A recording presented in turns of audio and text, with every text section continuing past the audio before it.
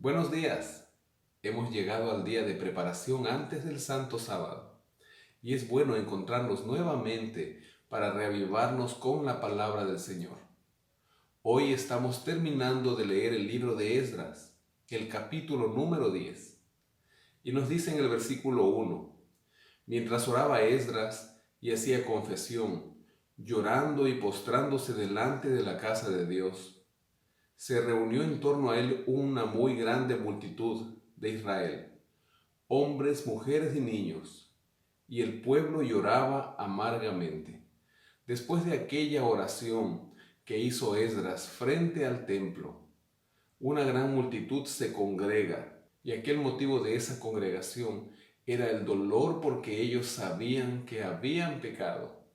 Entonces Secanías, hijo de Jehiel, de los hijos de Elán, tomó la palabra y dijo a Esdras: nosotros hemos pecado contra nuestro Dios, pues tomamos mujeres extranjeras de los pueblos de la tierra.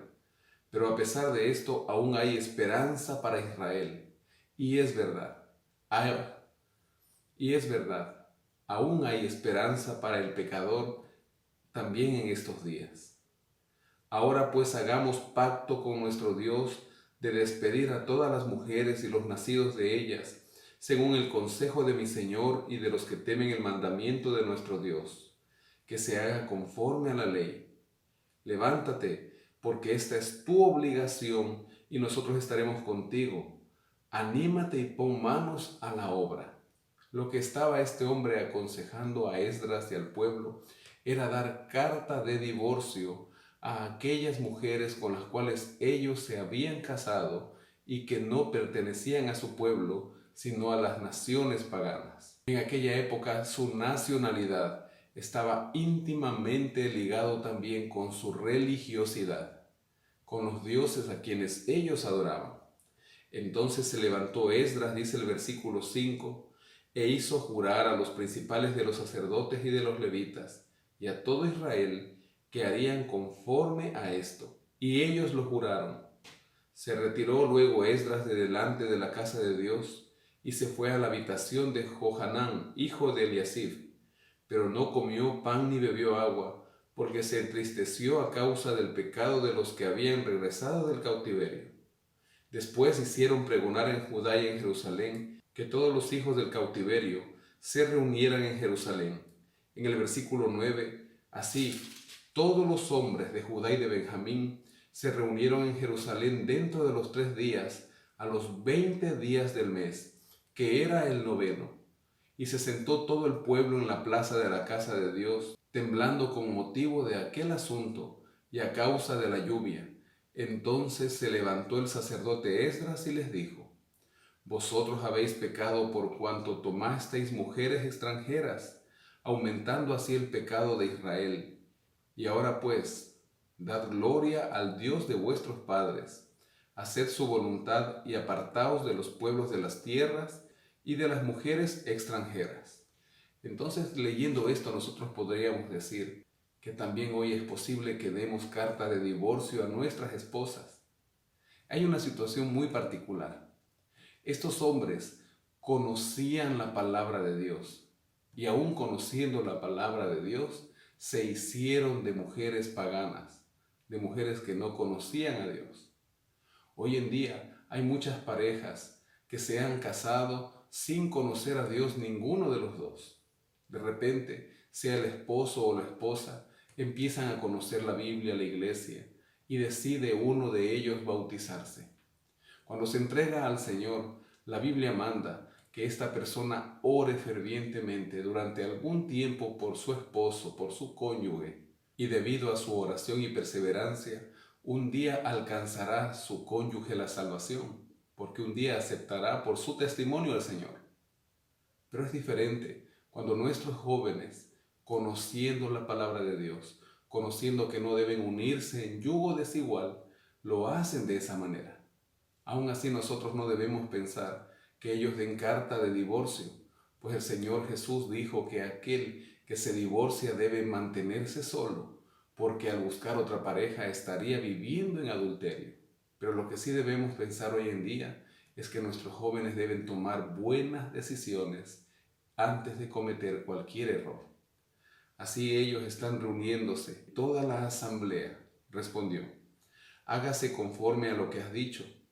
Pero el pueblo es muy numeroso y estamos en tiempo de lluvias. Además, no podemos permanecer en la calle, ni es cuestión de un día ni de dos, pues somos muchos los que hemos pecado en esto.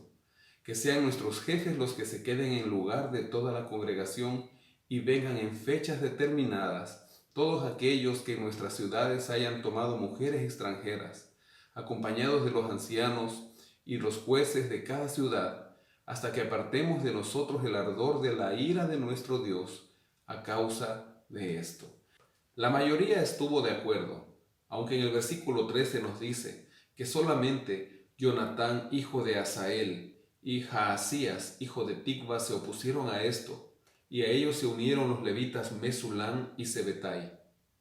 Los que habían regresado del cautiverio actuaron de acuerdo con lo convenido, y fueron apartados el sacerdote Esdras y algunos jefes de familia según sus casas paternas.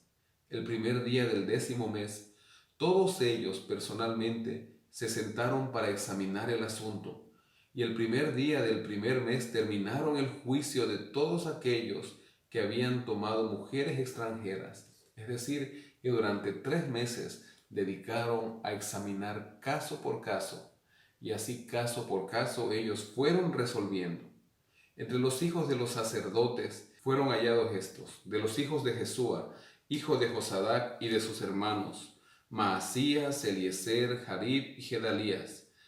Estos levantaron su mano prometiendo que despedirían a sus mujeres y presentaron como ofrenda de reparación por su pecado un carnero de los rebaños. Así también hubo hijos de algunos sacerdotes, como los hijos de Immer y también los hijos de Jamir.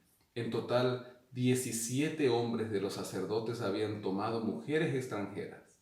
Luego, desde el versículo 23 encontramos a los hijos de los levitas.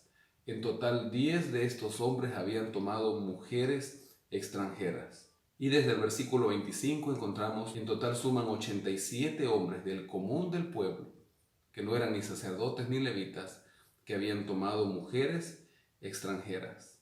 Y al final nos dice: todos estos habían tomado mujeres extranjeras, y algunas de sus mujeres habían dado a luz a sus hijos. Era necesario que ellas regresen a sus pueblos, y junto con ellas sus hijos. En aquella época era común que la mujer se encargue enteramente de la crianza de los hijos. Así que todos aquellos niños habían sido educados y enseñados a adorar dioses paganos. Era necesario hacer esto, porque de lo contrario en el futuro el problema seguiría. Así lo veremos después en el libro de Nehemías, porque realmente no fue erradicado por completo aquel problema de adulterio espiritual. Hay algunos de nuestros jóvenes que han tomado malas decisiones. Hay algunos de nuestros jóvenes que están sufriendo por tomar esas malas decisiones. No nos resta más que orar y obrar por ellos.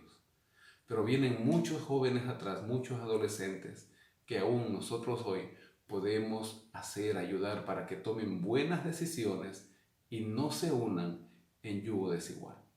En este momento te invito a orar para que el Señor nos dé ahora sabiduría a nosotros como adultos, para darles buen ejemplo y buen consejo. Padre que estás en los cielos, te damos la honra y la gloria, te damos gracias, porque tú eres un Dios eterno. Y en ese momento queremos pedirte, Señor, porque nos des sabiduría para guiar a nuestros jóvenes, a nuestros hijos. Queremos pedirte que tú nos ayudes, Señor, a darles un buen ejemplo, a darles un buen consejo, a que en nuestros hogares, Señor, siempre se abra tu palabra, a que en nuestros hogares siempre se recuerde a los jóvenes que no deben unirse en yugo desigual, sino que busquen una pareja, busquen para su futuro formar un hogar conforme a tu voluntad, un hogar donde se te ponga, Señor, en primer lugar, y antes que todo se te ame a ti primero. Oramos en el nombre de Jesús. Amén. Que el Señor le bendiga.